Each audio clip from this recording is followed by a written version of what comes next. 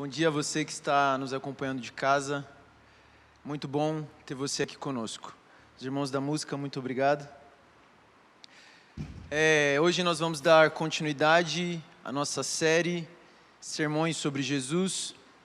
Queria apenas te lembrar que se você está aqui nesta manhã, hoje, se você está conectado conosco via internet hoje, saiba que foi o Senhor que trouxe você aqui. Sua vinda aqui não é em vão, não é um acaso, mas foi o próprio Deus que chamou e trouxe você aqui. Amém? Se você tem uma Bíblia, gostaria que você abrisse comigo no livro de Filipenses, capítulo 2. Nós vamos ler ali a partir do versículo 5.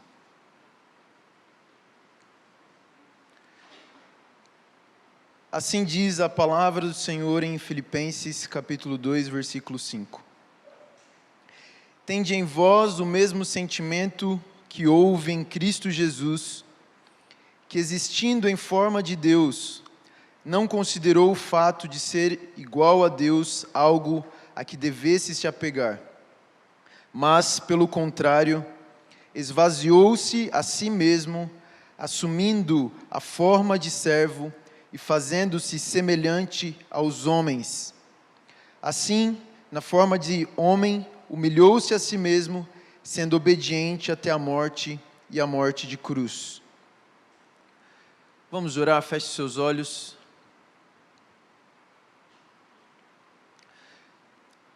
Pai, nós nos apresentamos diante de Ti nesta manhã. Nos apresentamos diante da Tua Palavra, Senhor. Com um espírito de reverência diante da Tua Palavra, nós nos colocamos, Senhor. Pedimos que o Senhor fale conosco, pedimos que o Senhor compartilhe a Tua mensagem aos nossos corações nesta manhã. Me coloco diante de Ti, Senhor, como um vaso frágil, que o Senhor pode fazer de mim o que quiser, Senhor, me usar da forma como o Senhor achar necessário. O Senhor é o mais importante aqui, Jesus. Libera sobre cada um dos meus irmãos que estão ouvindo espírito de sabedoria, espírito de revelação, para que conheçam quem Tu és, Jesus. Nós precisamos de uma intervenção dos céus, nós precisamos de uma intervenção do alto, para que possamos conhecer mais o Senhor. Por isso, libera nesta manhã sobre nós revelação de quem Tu és, revelação da Tua palavra. Abra os nossos olhos, Jesus. Nós precisamos que o Senhor nos toque. Nós precisamos que o Senhor nos alcance esta manhã. Nós não podemos Te alcançar por nós mesmos, Senhor. Por isso nós pedimos, Espírito Santo, esteja aqui nesta manhã e com cada irmão que está em casa, Pai. Em nome de Jesus nós oramos. Amém. Nós vamos continuar falando sobre nosso amado Jesus. Nós estamos nessa jornada de falar sobre quem Jesus é. São sermões sobre Jesus aqui que nós estamos apresentando no domingo. Porque o nosso desejo é crescer em maturidade. Nós cremos que Deus quer apresentar a Ele mesmo no último dia uma igreja madura, uma igreja saudável. Nós cremos que uma chave para o nosso amadurecimento está na contemplação. À medida que nós contemplamos quem Deus é, à medida que nós contemplamos quem Jesus é, nós somos transformados àquela imagem que nós estamos contemplando e nós nos tornamos cada dia mais parecidos com Jesus. É por isso que nós estamos nessa empreitada, nesses dias que antecedem o Pentecostes, falando sobre Jesus. Na semana passada, nós iniciamos essa série falando sobre o nascimento de Jesus, e nós vimos como o nascimento de Jesus foi algo milagroso, foi algo glorioso, mas ao mesmo tempo foi algo humilde, foi algo simples, que expressa algo sobre o caráter de Deus.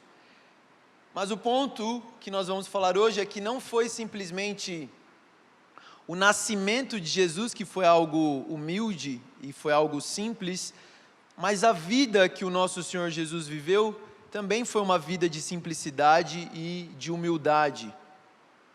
E talvez um dos textos que mais refletem quem Cristo foi e qual foi a sua missão aqui na terra é esse texto de Filipenses capítulo 2. Eu fiquei com muito temor de pregar esse texto, Filipenses capítulo 2, porque é um texto tão profundo, e eu tenho plena convicção de que hoje, não sei nem se nós vamos conseguir tocar a superfície que é a profundidade desse texto. Então, eu quero encorajar você a ler esse texto, meditar nesse texto, procurar se aprofundar nesse texto, porque com certeza tudo que eu falar aqui ainda vai ficar aquém da profundidade que é esse texto falando sobre a vida do nosso Senhor Jesus Cristo. Então, a pergunta que eu quero tentar responder com você hoje é que nós vimos que Jesus nasceu, a encarnação de Jesus, ele se tornou homem. Jesus assumiu a forma humana. Mas que tipo de homem Jesus foi? Jesus, ele não foi simplesmente um homem, mas ele foi um tipo específico de homem.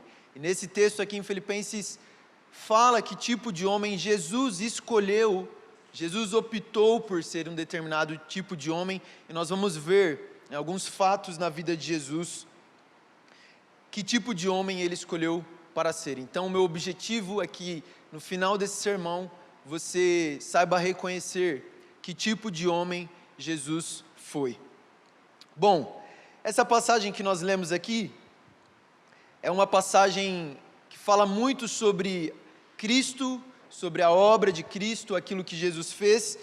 Talvez ela seja uma das melhores passagens para descrever quem é Jesus. Nós vamos voltar no Evangelho, mas nós vamos nos concentrar mais nessa passagem. Se você perceber essa passagem, parece que ela vai falando sobre degraus em que Cristo foi descendo desde quando ele estava no céu, até se tornar homem e até a sua morte na cruz. Então parece que ela está querendo levar o leitor, levar você, me levar a entender esses processos que Cristo passou, desde quando ele era um com o Pai, desde quando ele era Deus, até o momento em que ele se fez homem.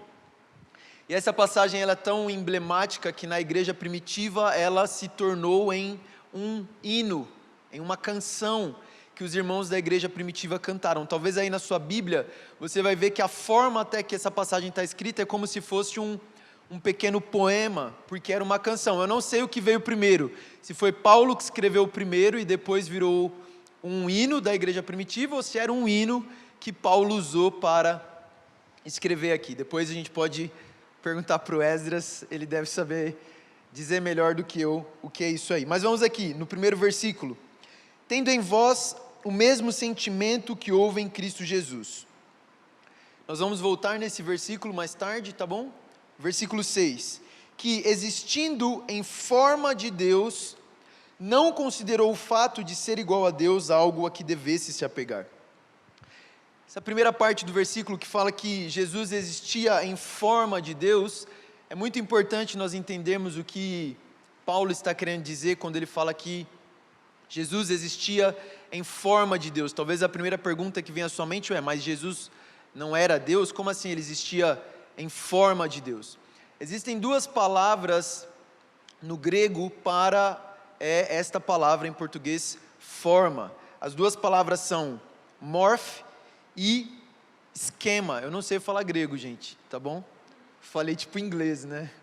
Morph, mas não é assim que se fala, tá? Eu não sei falar grego, mas a palavra é morph e a outra palavra é esquema. São as duas palavras em grego usadas para essa palavra aí onde diz forma, que Jesus existindo em forma de Deus. E essa primeira palavra morph, que é usada como forma, ela significa a substância interior de algo, a natureza interior, algo de que alguém é feito.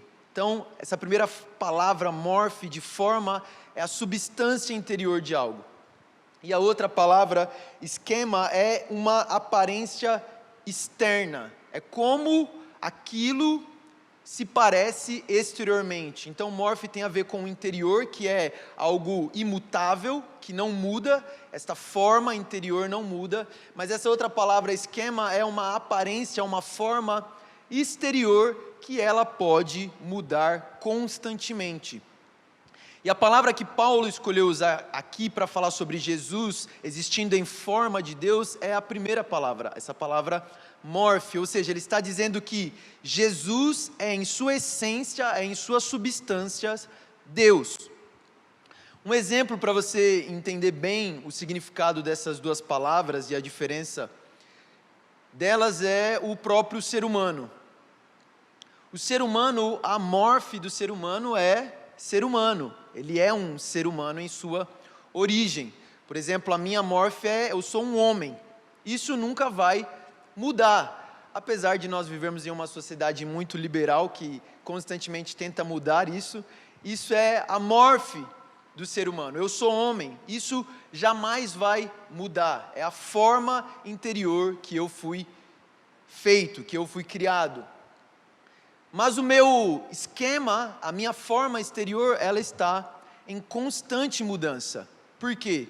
Um dia eu fui um feto, um dia eu fui um bebê, um dia eu fui uma criança, um dia eu fui um adolescente, hoje eu sou um jovem adulto e um dia eu serei um idoso, um dia eu serei um velho. Então, todas essas minhas formas que estão em constante mudança é o que a Bíblia vai chamar de esse esquema. Mas quando Paulo diz aqui que Jesus era a forma de Deus, que Jesus existindo em forma de Deus, ele está querendo dizer que na sua substância, no seu ser interior, Jesus era Deus. E no próximo versículo, ele vai dizer isso. No próximo versículo não, aqui nesse versículo ainda. Ele diz, não considerou o fato de ser igual a Deus. Então, resumindo, o que Paulo está querendo dizer aqui é que Jesus era Deus, tudo bem? Mas o texto continua dizendo que Jesus, em sua vida, ele não se apegou a esse fato. Jesus, em sua vida, ele não se apegou a essa verdade de que ele era Deus. Ele não considerou o fato de ser como Deus algo a que ele devesse se apegar. O que isso significa? Que ele não usou das prerrogativas de ser Deus para viver nessa terra. Ele não deixou de ser Deus, eu vou explicar isso, mas enquanto ele andava aqui na terra, ele não usou dos benefícios e das vantagens que ele tinha em ser Deus para viver aqui na terra. Quero dar um exemplo para você sobre como foi essa vida que Jesus viveu aqui na terra. Imagina que exista um rei, que ele tem um reino magnífico, tem um reino majestoso, um reino glorioso, onde ele não tem falta de nada nesse reino, onde os seus relacionamentos são perfeitos, onde ele está vivendo em plena satisfação, onde esse rei ele tem os melhores chefes de cozinha, esse rei tem os melhores pratos de comida, onde esse rei tem um exército muito poderoso à sua disposição. Esse rei ele tem os melhores médicos e enfermeiros para cuidar de sua saúde. Então esse rei vive em um reino perfeito. Mas um dia esse rei ele decide fazer uma visita pelos lugares do seu reino, lugares que ele não conhecia anteriormente. E ele vai para um lugar desse reino que é um lugar muito pobre, um lugar onde as pessoas viviam muito mal, e ele olha para um mendigo e aquilo mexe com ele, aquilo fala muito com ele. Ele volta para a casa dele, mas ele fica com aquilo na mente, pensando, nossa, como será viver como um mendigo? Como será viver essa vida que este homem tem vivido? E ele decide então, viver a vida como um mendigo. Então ele troca as suas roupas, as roupas que ele tinha gloriosas e majestosas, ele assume uma roupa de trapo, uma roupa suja, gasta. Ele troca o palácio em que ele vivia para viver nas ruas. Ele troca as refeições que ele tinha para comer comida do lixo, como um mendigo come. E sempre que esse rei está passando por alguma limitação, aqueles súditos do seu reino olham para aquilo e falam, Deus, desculpa, já expliquei o exemplo, né? Mas eles olham para aquele rei e falam assim: tem comida aqui, você pode comer se você quiser. Mas ele escolhe não comer as comidas do reino, escolhe comer como um mendigo come. Quando ele é insultado na rua, ou quando algum ladrão vem roubar as coisas dele, os homens do seu exército ficam querendo ajudar ele, mas ele fala: não, eu vou passar por isso porque eu escolhi viver como um mendigo. Se ele se sente doente, os médicos do reino querem socorrer ele, mas ele fala: não, eu vou viver como um mendigo, não é para curar minhas feridas. Com Jesus foi a mesma coisa. É claro que nós não podemos esticar o exemplo, tudo bem? Mas Jesus, ele não deixou de ser Deus, aquele rei não deixou de ser rei, mas ele não usou das prerrogativas que ele tinha como rei, que ele tinha direito de usar, enquanto ele andou aqui na terra. Com Jesus foi a mesma coisa. Em Mateus, capítulo 26, versículo 51, diz o seguinte: é o momento em que Jesus está para ser crucificado. Diz assim: então um dos que estavam com Jesus, estendendo a mão, puxou a espada e feriu o servo do sumo sacerdote, cortando-lhe uma das orelhas. Mas Jesus disse: guarda a tua espada, porque todos os que lançarem mão à espada morrerão. E preste atenção na frase que Jesus fala para Pedro: ou pensas que eu não poderia rogar a meu Pai, e Ele me enviaria agora mesmo mais 12 legiões de anjos? Então o que Jesus fala para Pedro? Pedro, você esqueceu quem eu sou? Você esqueceu que eu sou Deus, e que se eu quisesse, poderia usar da prerrogativa de ser Deus, algo a que eu me apegasse, e eu iria pedir ao meu Pai, e Ele não mandaria 12 legiões de anjos agora para me socorrer? Mas o que Jesus faz? O contrário. Jesus não usa das suas prerrogativas de ser Deus, algo a que Ele devesse se apegar, e é isso que Paulo está dizendo aqui. Ele não considerou o fato de ser igual a Deus algo a que ele devesse se apegar. Jesus, enquanto viveu nesta terra, não se apegou aos direitos que ele tinha, aos poderes que ele tinha como Deus. Mas, ao contrário, o texto diz, versículo 7, pelo contrário, esvaziou-se a si mesmo, assumindo a forma de escravo, a forma de servo, e fazendo-se semelhante aos homens. Aqui diz então que Jesus ele se esvaziou. É importante nós entendermos esse esvaziamento. Jesus ele não se esvaziou da sua divindade. Jesus em nenhum momento ele deixou de ser Deus enquanto andava aqui na terra. Ele era 100% Deus. Ele não se esvaziou em metade da sua divindade. Ele não era 50% Deus, não era 50% homem. Mas esse esvaziar-se de Jesus é um esvaziar-se da sua glória. E como o próprio texto explica como é esse esvaziamento de Jesus. Porque aqui diz, se esvaziou de que forma? Assumindo a forma humana. O esvaziar de Jesus não é que ele perdeu algo, mas que algo foi acrescentado a ele.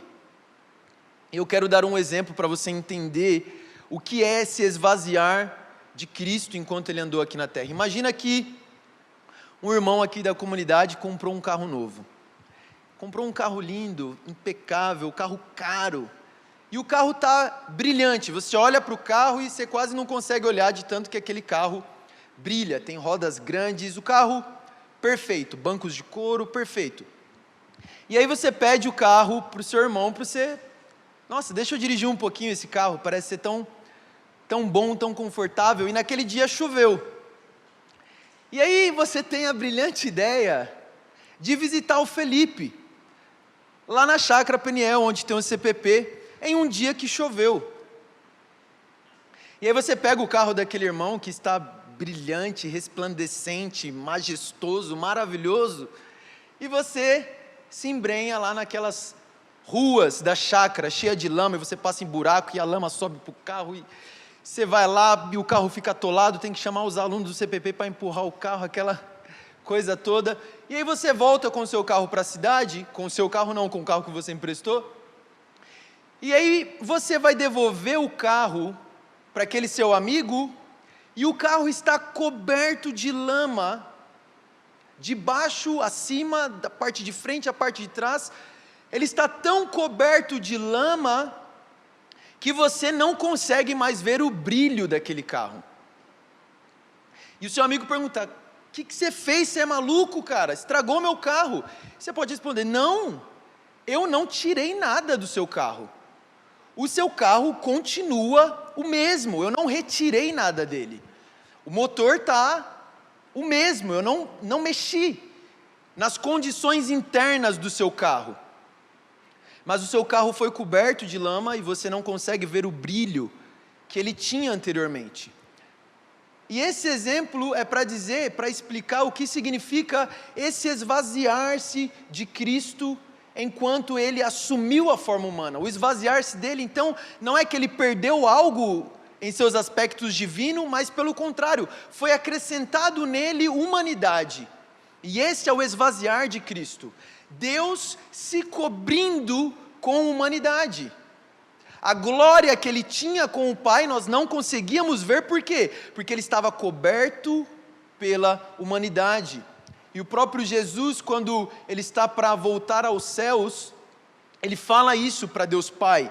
Em João capítulo 17, versículo do 4 ao 5, ele diz para Deus Pai: eu te glorifiquei na terra, completando a obra da qual me encarregaste. Agora, pois, glorifica-me, ó Pai, junto de ti mesmo, com a glória que eu tinha contigo antes que o mundo existisse. Então Jesus era esse homem, Jesus era esse Deus glorioso, majestoso, mas quando ele vem para a terra, ele se veste de humanidade, e nós não conseguimos então ver aquela glória que ele tinha com o Pai. Mas se você parar para lembrar lá no Monte da Transfiguração, Pedro e os outros 2 discípulos conseguem ter um vislumbre dessa glória que Jesus tinha por alguns instantes ali. Então, quando o apóstolo Paulo fala que ele, existindo em forma de Deus, não se apegou a isso, mas ele fez exatamente o oposto, esvaziou-se a si mesmo e se cobriu de humanidade, fazendo-se semelhante a homem. Mas aqui nesse texto, se você prestar bem atenção, ele nos explica que tipo de homem foi esse que Jesus se assemelhou. Porque Jesus poderia ter se assemelhado a um governante, Jesus poderia ter nascido em um palácio, Jesus poderia ter nascido em uma família riquíssima, uma família que já tinha ali pessoas na política, e Jesus poderia ter sido um rei muito glorioso em sua primeira vinda. Mas não foi essa a forma humana em que Cristo escolheu vir à terra. Aqui o texto diz que Jesus assumiu a forma de servo, e esta palavra servo é uma palavra muito bonita para nós, né? Não, eu quero ser servo aí dos irmãos. Mas isso aqui é só uma palavra um pouquinho mais bonita para o uso da palavra escravo. É a mesma palavra. Então aqui diz que a forma humana que Jesus assumiu foi uma forma de escravo, foi uma forma de servo. Isso fala muito sobre a vida que Jesus levou. A vida que Jesus viveu foi uma vida de sempre servir aos outros. E eu não consigo encontrar melhor definição para falar sobre quem Jesus foi enquanto ele viveu nessa terra, senão escravo de todos os irmãos. Existem muitas coisas que nós podemos falar sobre a vida de Jesus. Existem muitas passagens no Evangelho que nós podemos abrir para falar sobre quem Jesus foi. Mas o relato que a própria Bíblia, que a própria palavra dá sobre Jesus é que ele foi o escravo, o servo de todos os irmãos. E eu quero ler algumas passagens aqui para familiarizar você com a vida de Jesus, caso você não se lembre. Enquanto eu falo sobre algumas passagens da vida de Jesus, eu quero que você imagine isso na sua mente, que você visualize a vida de Jesus. A humildade de Jesus não foi demonstrada apenas em seu nascimento, mas em toda a sua vida. Isso já nos é revelado pelo fato de Jesus ter passado 30 anos da sua vida vivendo o que nós chamaríamos de vida ordinária, vida normal, dedicando apenas 3 anos e meio ao seu ministério. Já no início do seu ministério, em Mateus capítulo 3, Jesus, mesmo sendo santo e não tendo pecado, não tendo necessidade alguma, pede para João Batista o batizar, para que ele pudesse cumprir toda a lei. Jesus é aquele que em Mateus 11, nas poucas vezes que falou sobre si mesmo, ele disse: tomai sobre vós o meu jugo, e aprendei de mim, que sou manso e humilde de coração.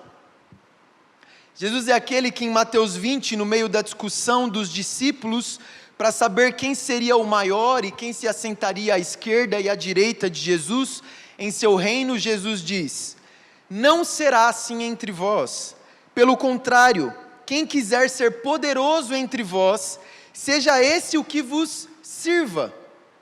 E quem entre vós quiser ser o primeiro, seja vosso servo, a exemplo do Filho do Homem, que não veio para ser servido, mas para servir e dar a sua vida em resgate de muitos. Jesus era desprezado.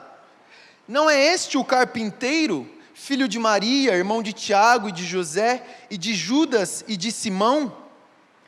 A própria cidade onde Jesus nasceu era uma cidade humilde e desprezada.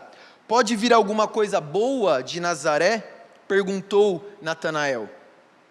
Jesus era aquele que fazia dos excluídos o seu alvo principal. Eis aí um glutão e bebedor de vinho, amigo de publicanos e pecadores. Era o testemunho que as pessoas davam acerca dele. Jesus era aquele que se ofereceu para comer e se hospedar na casa de Zaqueu, um publicano pecador. E que na casa de Mateus, ao ser perguntado por que comia à mesa com pecadores e publicanos, ele responde: os sãos não necessitam de médico, mas sim os doentes. Portanto, ide e aprendei o que isso significa. Misericórdia quero e não sacrifícios, pois não vim resgatar os justos, mas sim os pecadores. Na casa de Simão, ele permite que uma pecadora beije e lave os seus pés com as suas lágrimas. Jesus, o Criador de todas as coisas, se submete a governantes terrenos, pagando imposto a César, um governante gentil. E além disso, em seu ministério terreno, era sustentado com a ajuda de recurso de mulheres, Maria Madalena, Joana, Susana e muitas outras mulheres que haviam sido libertas e curadas por ele. Sim, Jesus era sustentado por mulheres desprezadas na época em que ele viveu aqui na terra.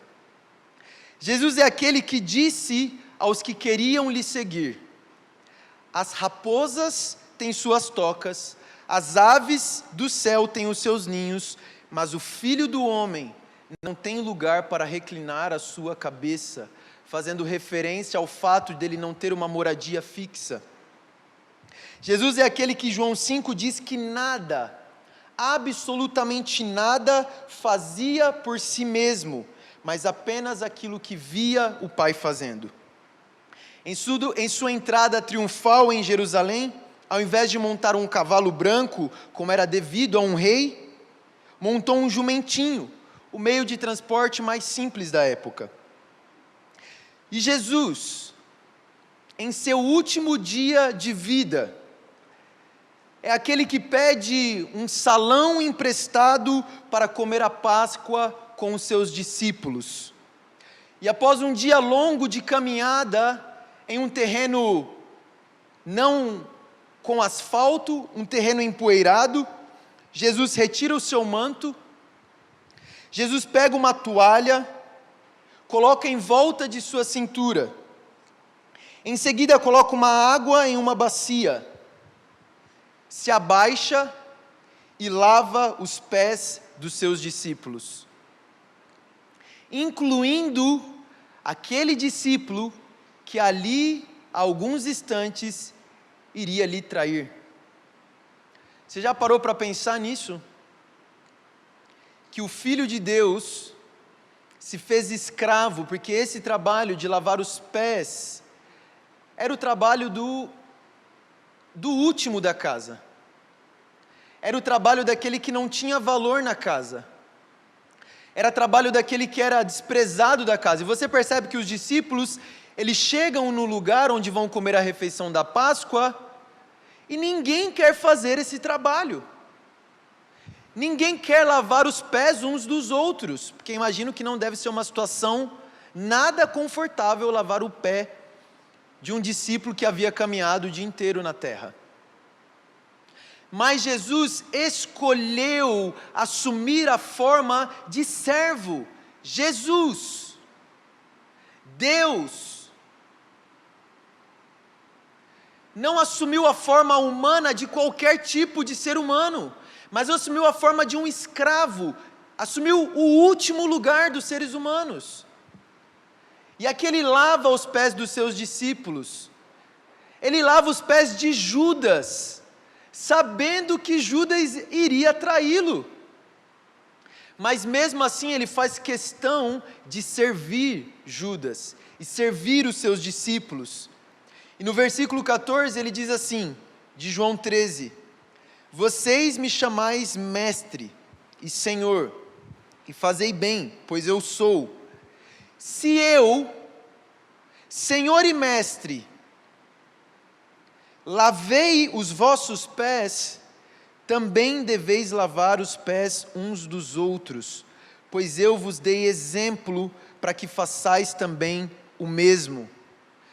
Então, na encarnação de Jesus, Jesus não perguntou ao Pai o que ele iria ganhar. O que eu vou ganhar com isso? Porque a história de Jesus é uma história de perdas, é uma história de humildade, é uma história de sofrimento. Jesus, mas você vai nascer em uma manjedoura. Eu não me importo. Jesus, os seus pais serão pobres. Eu não me importo. Jesus, as pessoas vão desprezar você porque você é um carpinteiro que viveu em Nazaré.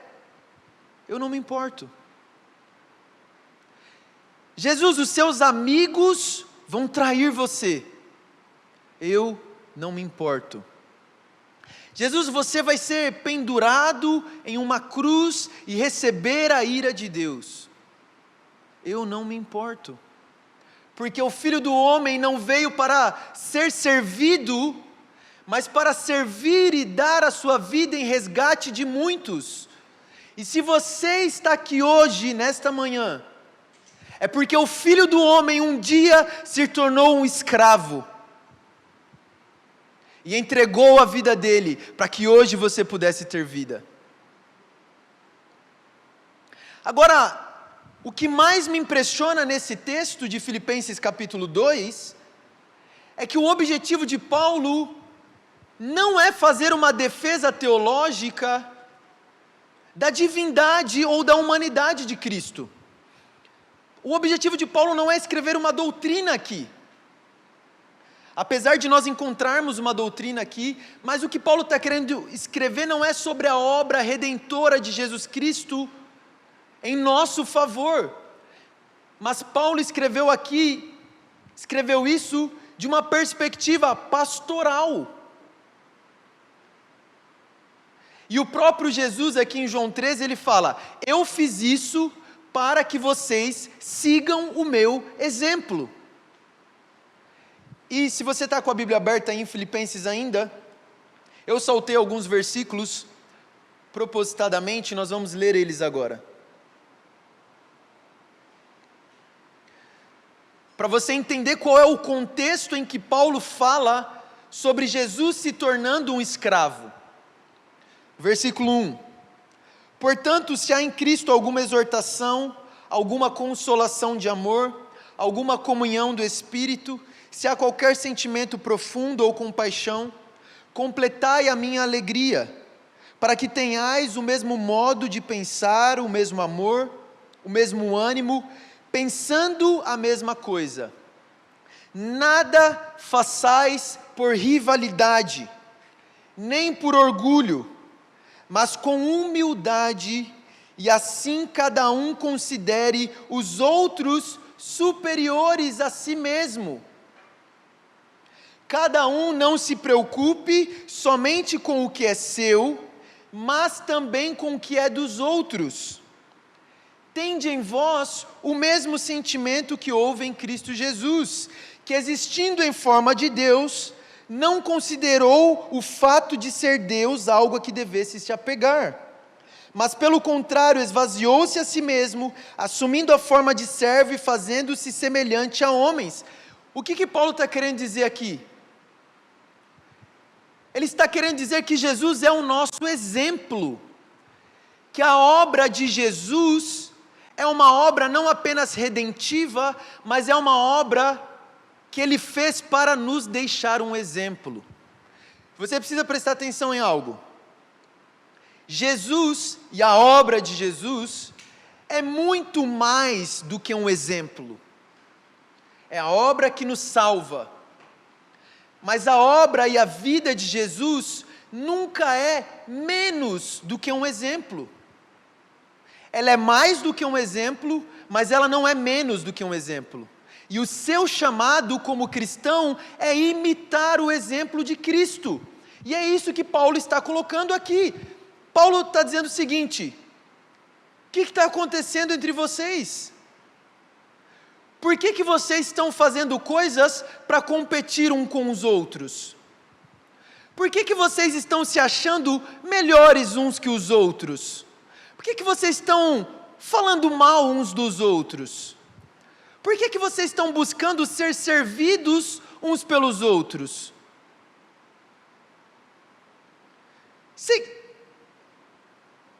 Vocês estão esquecendo quem foi Jesus?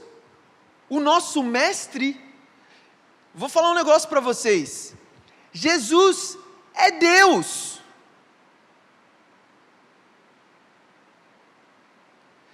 Mas Ele não se apegou ao fato de ser Deus e se fez escravo de todos os irmãos. Agora, você, que não está nem perto de ser Deus, quer ser servido pelos seus irmãos.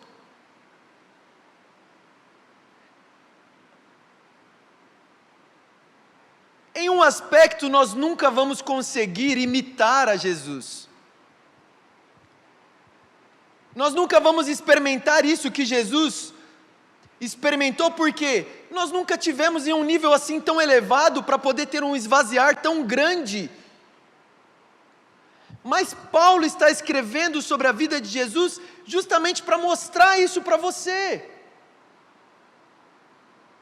Pare de se considerar superior aos outros. Olha para a vida que o nosso Jesus viveu. Olha para a humildade que Jesus viveu.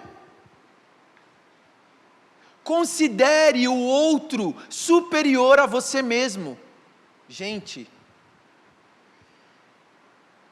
nós precisamos olhar mais para Jesus, porque isso aqui é impossível para nós. Isso aqui é impossível para a nossa carne. Isso aqui é impossível pelas nossas próprias forças, considerar o outro maior do que a si mesmo. Não apenas considerar as suas coisas, mas considerar as coisas dos outros. A nossa geração é uma geração que não sabe fazer absolutamente nada que ela não obtenha vantagem naquilo. O que eu vou ganhar com isso? É a pergunta que nós fazemos. Quais são os benefícios que isso vai trazer para mim? O que isso vai agregar no meu crescimento?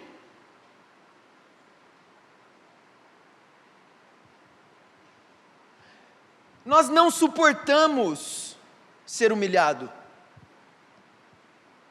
Nós temos medo de ser rejeitados, nós temos medo de ser humilhados, nós temos medo que as pessoas abusem de nós, temos medo de abuso de autoridade,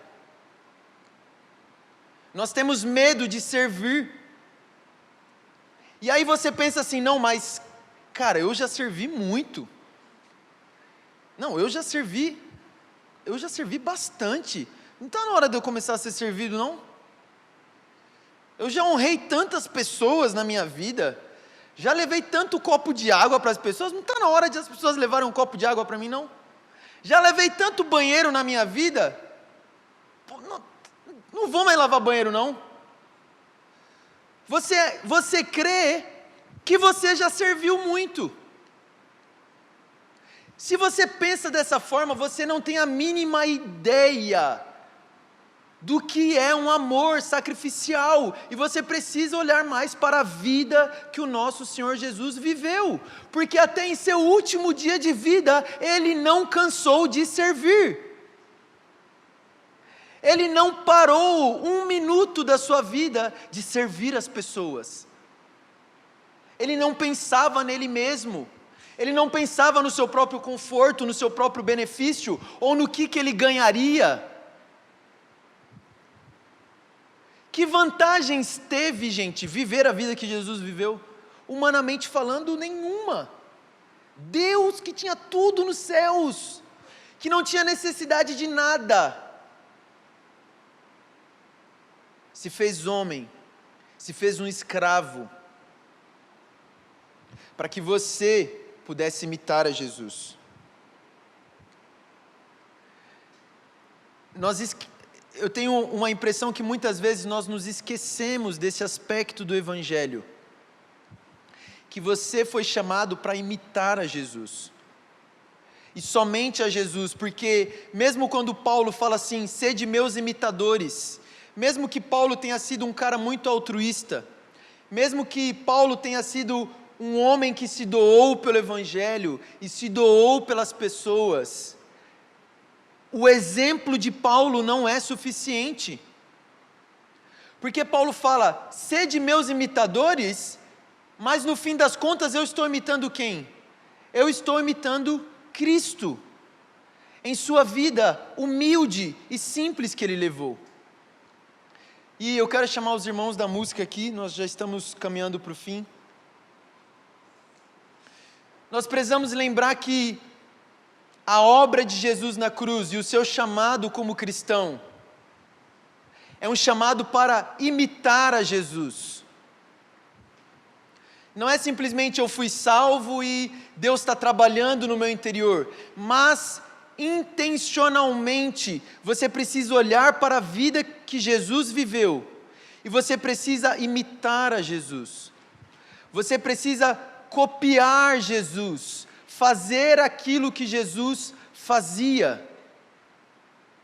E quando eu falo sobre imitar Jesus, gente, eu estou falando isso de forma muito prática. Leia os evangelhos, perceba como era a vida de Jesus e faça a mesma coisa que Jesus faria. E você precisa lembrar que isso é algo que Jesus falou para os discípulos fazerem. Se eu, que sou o mestre de vocês, fiz isso, vocês também precisam fazer isso pelos irmãos de vocês. Nós precisamos olhar para Jesus, e esse é o objetivo de todas essas mensagens. Nós precisamos olhar para Jesus como o nosso maior exemplo do que é ser um homem, do que é ser um homem segundo o coração de Deus, um homem que não amou a sua própria vida, e um homem que obedeceu, aprendeu obediência, abriu mão da sua autoridade para aprender a obediência na terra,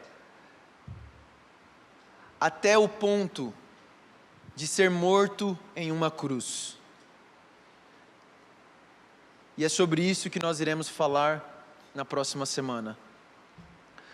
Sobre a obediência de Cristo até o ponto de ser crucificado. Amém?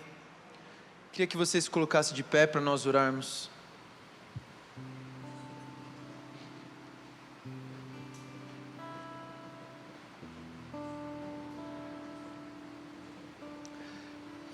Pai, nessa hora eu peço que o Senhor abra os nossos olhos, Senhor.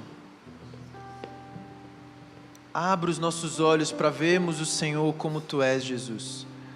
Mostra-nos Jesus, que foi escravo de todos os irmãos, Senhor. Eu oro agora pedindo por cada um dos meus irmãos que está aqui neste salão, cada um dos meus irmãos que está em casa ouvindo esta mensagem, Senhor. Traga uma revelação nova de quem Tu és, Jesus. Traga uma revelação que Tu és aquele Jesus que comia e se assentava à mesa com pecadores, Senhor. Traga uma revelação de que Tu és aquele Jesus que lavava os pés dos Seus discípulos. De que mesmo diante de acusações não abriu a boca, não se defendeu, não falou nada, Senhor. E de que nos deixou esse exemplo. Ó Deus, pedimos a Ti, libera sobre nós revelação da Sua vida de servo, revelação da Sua vida humilde, revelação de que o Senhor foi o escravo de todos os irmãos, revelação de que o Senhor não fez nada por si mesmo, revelação de que o Senhor não buscou a Sua própria glória, Senhor, mas como um escravo se humilhou diante de todos, Senhor. Ajuda-nos a nos humilharmos diante de todos, Senhor. Ajuda-nos a sermos escravos, servos uns dos outros, a considerar os outros superiores a nós mesmos, a não pensar apenas em nossas coisas, mas pensar também nas coisas dos outros, Senhor. Libera sobre nós essa graça, Pai. À medida que Te contemplamos, libera sobre nós essa graça, Senhor.